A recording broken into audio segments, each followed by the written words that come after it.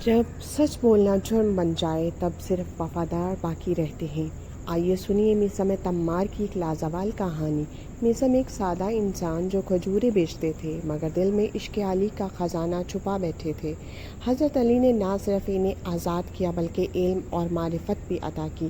میثم دن میں کھجوریں بیچتے اور رات میں اہل بیت کی مداح کرتے۔ ایک دن مولا علی علیہ السلام نے فرمایا، میثم تم پر سخت وقت آئے گا مگر تم ثابت قدم رہو گے، اور وہ دن آیا بھی۔ حکومت نے بلایا، کہا علی کی تعریف بند کرو۔ میثم نے مسکرا کے کہا، میں اس کا ذکر کیسے روکوں جس نے مجھے خود سب کچھ بتایا ہے۔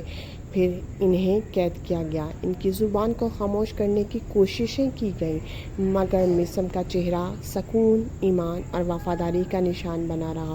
وہ درخت جس کے سائے میں وہ اکثر بیٹھتے تھے وہی ان کی شہادت کی جگہ بنا۔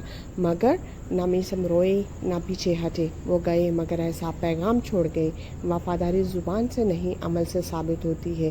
یہ تھے میثم تمار، جنہوں نے ہمیں سکھایا کہ عشق علی کو زبان سے نہیں دل سے جیو۔